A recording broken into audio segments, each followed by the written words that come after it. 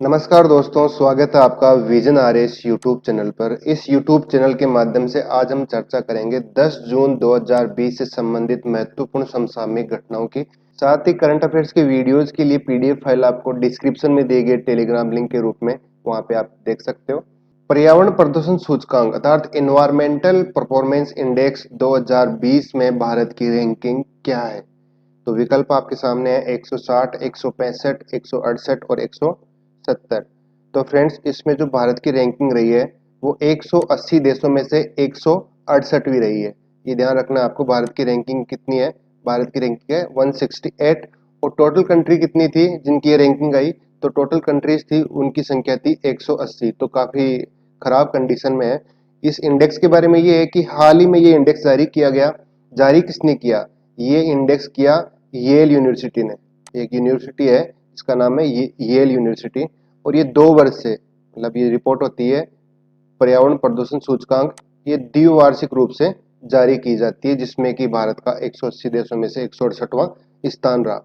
अब ये बहुत ही इंपॉर्टेंट क्वेश्चन है। पर्यावरणीय मुद्दे काफी चर्चा में रहते हैं, हर बार किसी न किसी रूप में एग्जाम में प्रश्न पूछा जाता है। तो इस इंडेक्स से जुड़ी हुई सभी चीजें हम देखेंगे, कौन कौन से पैरामीटर है, इंडिया की स्थिति, साउथ एशियन कंट्रीज है उसमें इंडिया की स्थिति, कौन सा देश कौन से रैंक पे है, हम देखने का प्रयास करेंगे। सबसे पहले हम देखेंगे इन्वायरमेंटल परफॉर्मेंस इंडेक्स में जो कैटेगरीज होती है वो कौन कौन सी कैटेगरीज होती है, कितनी कैटेगरीज होती है, उनके बारे में हम पहले देखेंगे। और कौन सी श्रेणी का कितना प्रतिशत हिस्सा होता है इस सूचकांक में, वो भी हम जानेंगे। तो आइए फ्रेंड्स देखते हैं। सबसे पहले हम ये जानेंगे कि कुल श्रेणियों की संख्या कितनी है। तो आप देख सकते हो यहां से लेके यहां तक कुल श्रेणियों की संख्या है वो है 11। ये तो होगी कितनी श्रेणियां है। क्वेश्चन बन सकता है कि पर्यावरण सूचकांक जो प्रदर्शन सूचकांक है उसमें कितनी श्रेणियों को शामिल किया गया था? तो 11 श्रेणियों को शामिल किया गया था। ये है इनका प्रतिशत। जैसे कि जैव विविधता और आवास का जो प्रतिशत है वो कितना प्रतिशत है? वो 15% है। तो ऐसे आप बाकी सारी श्रेणियों के प्रतिशत देख सकते हो। अब इसमें एक और इंपॉर्टेंट चीज बनती है सामने हमारे कि सबसे ज्यादा प्रतिशत किसका है? तो सबसे ज्यादा 24% जो हिस्सा है वो है जलवायु परिवर्तन का। ये ध्यान रखने योग्य है। सबसे ज्यादा जो हिस्सा है वो किसका है? जलवायु परिवर्तन का। पर्यावरण प्रदूषण सूचकांक 2020 में सबसे ज्यादा हिस्सा जलवायु परिवर्तन का है। कुल श्रेणियों की संख्या कितनी है? तो कुल श्रेणियों की संख्या है 11। सबका प्रतिशत आपको यहाँ पे चार्ट के रूप में दे रखा है। अब हम देखते हैं दक्षिणी एशियाई देशों की जो इन्वायरमेंटल परफॉर्मेंस इंडेक्स है उसके बारे में। तो देखो, इसमें जो साउथ एशियन कंट्रीज आप देख रहे हो, तो इसमें सबसे जो अच्छी रैंकिंग है, हालांकि वो है 107 नंबर पे, लेकिन साउथ एशियन कंट्रीज में सबसे अच्छी स्थिति किसकी है? वो है भूटान की। उसके बाद श्रीलंका, मालदीव, पाकिस्तान, नेपाल, बांग्लादेश और भारत। अब साउथ एशियन कंट्रीज में सबसे जो निम्न श्रेणी है वो किसकी है? वो है अफगानिस्तान की। भारत का नीचे से दूसरा स्थान है, अर्थात भारत की स्थिति भी कुछ अच्छी नहीं है पर्यावरण प्रदूषण सूचकांक 2020 में। रैंक है भारत की 168वीं। काफी इंपॉर्टेंट टॉपिक है, इसके बारे में आपको ध्यान रखना चाहिए। आगे दे रखा है प्रमुख देश, जो दुनिया के प्रमुख देश है उनकी जो रैंकिंग है उसके बारे में दे रखा है, उनकी रैंकिंग पर्यावरण प्रदूषण सूचकांक 2020 के आधार पर। तो डेनमार्क, ये ध्यान रखने योग्य, डेनमार्क का जो स्थान है वो सबसे पहला है। डेनमार्क का स्थान सबसे पहला है।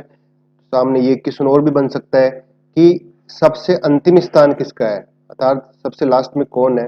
तो देखिए, आप देख सकते हो यहाँ पे लाइबेरिया कंट्री है, वो सबसे अंतिम स्थान पे है, अर्थात उसका रैंक है वो है 180।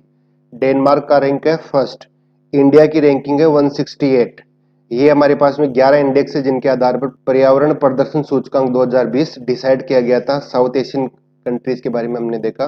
तो लाइबेरिया कौन से महाद्वीप में पड़ता है? इस प्रश्न का आंसर आप मुझे कमेंट बॉक्स में दोगे कि जैसे डेनमार्क है, डेनमार्क यूरोप में है, तो लाइबेरिया कौन से महाद्वीप का देश है? इसका जवाब आप हमें कमेंट बॉक्स में दो। तो एक बार हम रिवीजन के तौर पे इसको जल्दी से देखते हैं। पर्यावरण प्रदूषण सूचकांक, कुल देशों की संख्या कितनी है? तो कुल देशों की संख्या है 180।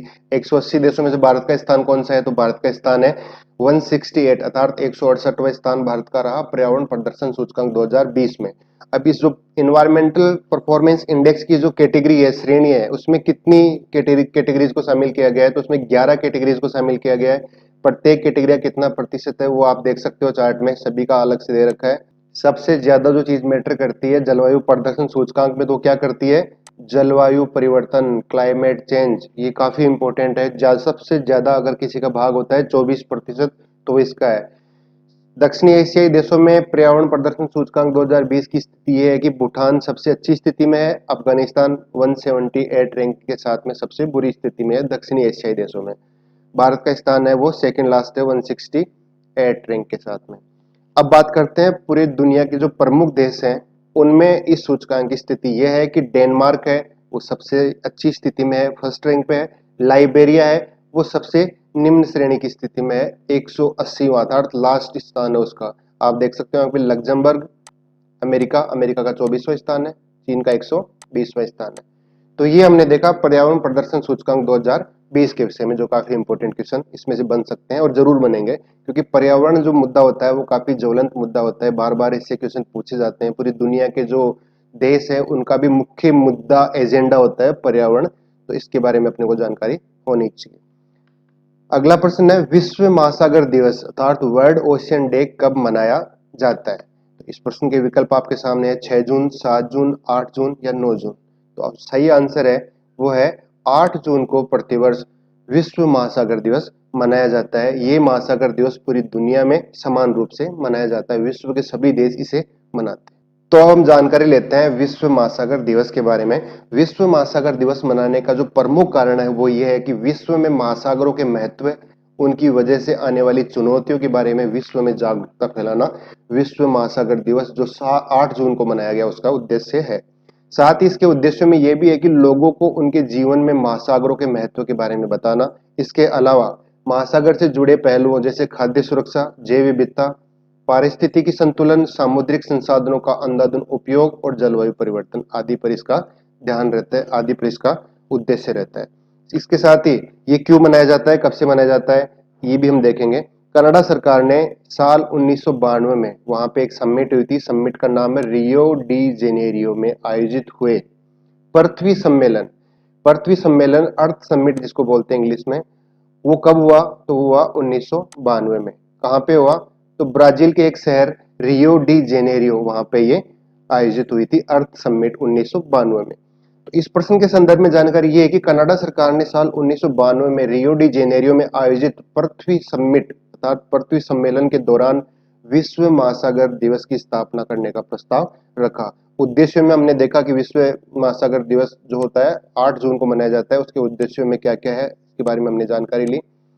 इसके बाद संयुक्त राष्ट्र संघ ने, अब देखिए यहाँ पे एक और प्रश्न बनता है एग्जाम में, अगर ये पूछ लिया जाए कि विश्व महासागर दिवस जो प्रतिवर्ष 8 जून को मनाया जाता है वो कौन से अंतरराष्ट्रीय संगठन द्वारा मनाया जाता है? विकल्प आपके सामने हो सकते हैं वर्ल्ड बैंक, संयुक्त राष्ट्र संघ, आईएमएफ या फिर कोई और दूसरा संगठन हो सकता है आपके सामने। तो देखिए विश्व महासागर दिवस प्रतिवर्ष 8 जून को संयुक्त राष्ट्र संघ द्वारा मनाया जाता है। तो विश्व महासागर दिवस मनाने की शुरुआत कब से हुई थी? तो हुई थी दिसंबर 2008 से। ये प्रस्ताव किया गया संयुक्त राष्ट्र संघ के द्वारा कि प्रतिवर्ष अब से 2008 से प्रतिवर्ष 8 जून को विश्व महासागर दिवस मनाया जाएगा। तो देखा हमने इसके उद्देश्यों के बारे में देखा, क्या इसका महत्व है, जीवन में क्या महत्व है, पारिस्थितिकी में क्या महत्व है, खाद्य सुरक्षा में, संतुलन में, सामुद्रिक संसाधनों के उपयोग में, जलवायु परिवर्तन में। दूसरी चीज ये देखिए हमने कि कनाडा सरकार ने सबसे पहले प्रस्ताव रखा। देखो क्वेश्चन किसी भी फॉर्मेट में पूछा जा सकता है, विश्व महासागर दिवस मनाने का प्रस्ताव किस देश ने रखा? कनाडा देश ने रखा। कब रखा? 1992 में रखा। कहां पे रखा? पृथ्वी सम्मेलन आयोजित हुआ था ब्राजील के एक शहर रियो डी जेनेरियो में, वहां पे कनाडा सरकार ने 1992 में विश्व महासागर दिवस मनाने की घोषणा की या प्रस्ताव रखा। कनाडा सरकार के इस प्रस्ताव को संयुक्त राष्ट्र संघ ने माना और आधिकारिक रूप से इसकी मनाने की घोषणा की, लेकिन कब? दिसंबर 2008 में संयुक्त राष्ट्र संघ ने बताया कि 8 जून को ये दिवस मनाया जाएगा विश्व में समान रूप से। तो ये हमने देखा इंपॉर्टेंट क्वेश्चन के बारे में। अगला प्रश्न है हाल ही में खेल मंत्रालय ने किस मंत्रालय के साथ मिलकर 10 स्वदेशी खेलों को बढ़ावा देने के लिए एक फिल्म श्रृंखला का निर्माण करने की घोषणा की? ऑप्शंस आपके सामने है सूचना और प्रसारण मंत्रालय, गृह मंत्रालय, खेल मंत्रालय या फिर एमएचआरडी। एमएचआरडी का मतलब ministry of human resource and development. तो इस प्रश्न का जो सही उत्तर है वो है एमएचआरडी ने क्या किया, खेल मंत्रालय के साथ मिलकर 10 स्वदेशी खेलों को बढ़ावा देने के लिए एक फिल्म श्रृंखला का निर्माण करने की घोषणा की, जिससे कि इस खेल को इन 10 खेलों को बढ़ावा मिलेगा। हम देखते हैं वो 10 खेल कौन से थे, इसके बारे में और भी जानकारी। तो देखिए, मानव संसाधन विकास मंत्रालय और खेल मंत्रालय ने भारत सरकार में 10 स्वदेशी खेलों को बढ़ाने के लिए एक फिल्म श्रृंखला का शुरुआत की, उसको बनाने के लिए हाथ मिलाया, समझौता किया। एमएचआरडी के अंतर्गत आने वाले स्कूली शिक्षा और साक्षरता विभाग ने एक भारत श्रेष्ठ भारत के अंतर्गत खेल मंत्रालय द्वारा शुरू किए गए अच्छा ये भी यहाँ पे देखो, फिट इंडिया किसके द्वारा शुरू किया गया था? फिट इंडिया शुरू किया था भारत के खेल मंत्रालय के द्वारा। फिट इंडिया कार्यक्रम के साथ में समझौता किया और ये जो श्रृंखला है फिल्म की बनाने की शुरुआत की, इसकी घोषणा की। इस श्रृंखला का उद्देश्य है, देखिए ये इंपॉर्टेंट है, ये पूछा जा सकता है कि खेल मंत्रालय ने एमएचआरडी के साथ में जो 10 विदेशी खेलों को बढ़ाने के लिए जो श्रृंखला का निर्माण किया है, उसका उद्देश्य क्या है? तो उस श्रृंखला का उद्देश्य यह है कि सिर्फ स्वदेशी खेलों के बारे में जागरूकता फैलाना ही नहीं, बल्कि राज्य के ये खेल हैं, उन राज्यों की संस्कृति और विरासत के बारे में भी जानकारी देना इसका उद्देश्य रहेगा। अब देखते हैं 10 खेल कौन कौन से थे जिनके लिए फिल्म श्रृंखला। तो देखिए, खो खो, गटका, कालारी पट्टू, मलखंब, थांगता, स्क्वे, कबड्डी, रोल बॉल, रस्साकसी और शूटिंग बॉल। ये वो खेल हैं जिनके लिए Ministry of Human Research and Development ने खेल मंत्रालय के साथ मिलकर उनकी एक फिल्म श्रृंखला बनाने की घोषणा की। घोषणा के बारे में हम देखा कि इसका उद्देश्य क्या है, कौन कौन से संगठन है, फिट इंडिया के बारे में जानकारी ली और वो 10 खेल कौन कौन से इसके बारे में भी हमने देखा। प्रश्न संख्या 4, रिचर्ड डॉकिंस अवार्ड जीतने वाले पहले भारतीय कौन है? ऑप्शंस आपके सामने है, अक्षय कुमार, शाहरुख खान, नरेंद्र मोदी और जावेद अख्तर। तो आप सबको अभी तक पता चल ही गया होगा, भारत के पहले नागरिक हैं जावेद अख्तर, जिन्हें रिचर्ड डॉकिंस अवार्ड मिला। अब हम जानेंगे श्री जावेद अख्तर को यह अवार्ड मिला, इसके पीछे क्या वजह रही, क्यों ये मिला। तो देखिए, प्रख्यात लेखक और गीतकार जावेद अख्तर का संबंध किससे है? जावेद अख्तर एक लेखक है, लिरिसिस्ट हैं, गीतकार हैं। तो प्रख्यात लेखक और गीतकार जावेद अख्तर को तर्क संगत विचार, यहाँ पे जो तर्क दिए गए इस पुरस्कार को देने के पीछे, रिचर्ड डॉकिंस पुरस्कार देने के पीछे जो कारण बताया, वो बताया कि तर्क संगत विचार, धर्मनिरपेक्षता की अहमियत, मानव विकास और मूल्यों को बढ़ावा देने के लिए, ये जो कारण रहे, तर्क संगत विचार, धर्मनिरपेक्षता की अहमियत देते हुए मानव विकास और मानवीय मूल्यों को बढ़ावा देने के लिए 2020 का प्रतिष्ठित यह अवार्ड श्री जावेद अख्तर को मिला। जावेद अख्तर डॉकिंस अवार्ड पाने वाले पहले भारतीय हैं। ये पुरस्कार विज्ञान, शोध, शिक्षा या मनोरंजन के क्षेत्र में दिया जाने वाला एक प्रतिष्ठित पुरस्कार है। देखो, यहाँ पे भी एक क्वेश्चन बन सकता है कि किस किस क्षेत्र में ये पुरस्कार दिया जाता है। तो ये पुरस्कार विज्ञान, शोध, शिक्षा और मनोरंजन, इन क्षेत्रों में किसी प्रतिष्ठित व्यक्ति को दिया जाता है जो सार्वजनिक रूप से तर्क संगत होकर धर्मनिरपेक्षता की रक्षा के लिए प्रयास करता है। तो ये इस बार का जो 2020 का पुरस्कार है, रिचर्ड डॉकिंस अवार्ड, ये मिला श्री जावेद अख्तर को। भारत में 5 जून को किस देश के साथ बिजली क्षेत्र में सहयोग के लिए समझौते पर हस्ताक्षर किए? विकल्प आपके सामने, पाकिस्तान, चीन, डेनमार्क और रूस। तो इस प्रश्न का जो सही उत्तर है वो है डेनमार्क के साथ में भारत ने बिजली क्षेत्र में सहयोग के लिए समझौते हस्ताक्षर किए। अब देखते हैं समझौता क्या था। भारत और डेनमार्क ने बिजली क्षेत्र में सहयोग को बढ़ाने के लिए सहमति पत्र, जिसे बोलते हैं एमओयू अर्थात मेमोरेंडम ऑफ अंडरस्टैंडिंग, पर दस्तखत किए। बिजली मंत्रालय ने एक बयान में कहा कि शुरुआती समझौते के बाद ये एक संयुक्त कार्यकारी समूह का गठन किया जाएगा जो मेमोरेंडम ऑफ अंडरस्टैंडिंग के तहत उनके ब्यौरे के क्रियान्वयन पर काम करेगा। दिए गए बयान के अनुसार बिजली मंत्रालय और डेनमार्क के ऊर्जा, उपयोगी वस्तुओं और जलवायु मामलों के मंत्रालय के बीच में यह हस्ताक्षर हुआ, जो कि 5 जून अर्थात विश्व पर्यावरण दिवस के दिन हुआ। इस समझौते का मकसद दोनों देशों के बीच में परस्पर लाभ के आधार पर बिजली क्षेत्र को एक मजबूत और उसको आगे गति प्रदान करना रहा। प्रश्न संख्या 6, हाल ही में किस राज्य ने अपने सबसे बड़े जैव विविधता पार्क का उद्घाटन किया? तो ऑप्शन है आपके पास महाराष्ट्र, उत्तराखंड, उड़ीसा और राजस्थान। तो देख सकते हैं इस प्रश्न का सही उत्तर है वो है उत्तराखंड ने अपने सबसे बड़े जैव विविधता पार्क का उद्घाटन किया। पौधों के संरक्षण और रिसर्च के लिए लगातार नए नए प्रयोग कर रहे वन अनुसंधान केंद्र हल्द्वानी ने प्रदेश का सबसे बड़ा बायोडायवर्सिटी पार्क, जैव विविधता उद्यान जिसे बोलते हैं, वो तैयार किया। ये 18 एकड़ में फैला हुआ उद्यान है। इसमें 500 से अधिक वानस्पतिक जो प्रजातियां उनको संरक्षित किया जाएगा। साथ ही जुरासिक पार्क और संग्रहालय भी इसमें स्थापित किए हैं। विलुप्त और दुर्लभ वनस्पतियों के संरक्षण में जुटे वन अनुसंधान केंद्र ने 2 साल की मेहनत के बाद एक जैव विविधता पार्क तैयार किया, जहां पे आपको प्रकृति की बहुमूल्य संपदा देखने को मिलेगी। यहां पर 500 से अधिक दुर्लभ और विलुप्त वनस्पतियों की प्रजाति को एक वाटिका बनाकर उन्हें संरक्षित किया जाएगा। तो इस प्रश्न का जो सही उत्तर है वो है उत्तराखंड। अगला प्रश्न है, किस राज्य में नेचुरल गैस के कुएं में 25 मई से रिसाव हो रहा है, जिसकी वजह से हजारों लोगों को हटना पड़ा और डॉल्फिन जो मछली होती है उसके साथ कई जीव मारे गए। तो इस प्रश्न का देखिए सही उत्तर है, ये रिसाव असम में हो रहा है। ध्यान रखना है 25 मई से रिसाव हो रहा है, जिसके बाद में विस्फोट भी हुआ और रिसाव के चलते कई प्रकार के वहां पे जीव जंतुओं की मृत्यु हो गई और काफी लोगों को डिस्प्लेस होना पड़ा, अपने स्थान से दूसरे स्थान पर जाना पड़ा। प्रश्न संख्या 8, united nation association for development and peace UNADAP के लिए goodwill ambassador to the poor किसे चुना गया? क्वेश्चन को दोबारा सुनिए। United nation association for development and peace के लिए goodwill ambassador to the poor किसे चुना गया? ऑप्शंस आपके सामने है, सायरा बानो, एम नेत्रा, आर माधवन, मानुषी छिल्लर। तो इस प्रश्न का जो सही उत्तर है वो है एम नेत्रा को goodwill ambassador to the poor, गरीबों के लिए जो गुडविल एम्बेसडर होता है वो इन्हें चुना गया। अब क्यों चुना गया, इसकी एक बहुत खास वजह रही है, बहुत ही अच्छी वजह रही है। वो ये है कि तमिलनाडु के मदुरई में एम नेत्रा को United nation association for World Development and Peace का goodwill ambassador to the poor नियुक्त किया गया, जैसे कि आपको बताया। अब इसमें कारण यह था कि नेत्रा ने अपने पिता को उसकी पढ़ाई के लिए बचाए गए 5 लाख रुपए लॉकडाउन में फंसे गरीबों की मदद करने के लिए दिया, जो कि बहुत ही अच्छा काम किया इन्होंने, इसलिए यूनाइटेड नेशन ने इस पे ध्यान दिया। तो united nation association for development and peace ने कहा कि नेत्रा को संयुक्त राष्ट्र सम्मेलन न्यूयॉर्क और जेनेवा में बोलने का मौका भी दिया जाएगा, जो कि बहुत ही गौरवान्वित करने वाली बात है। 13 साल की है ये नेत्रा, जिन्हें 1 लाख रुपए राशि है वो छात्रवृत्ति के रूप में दी गई है।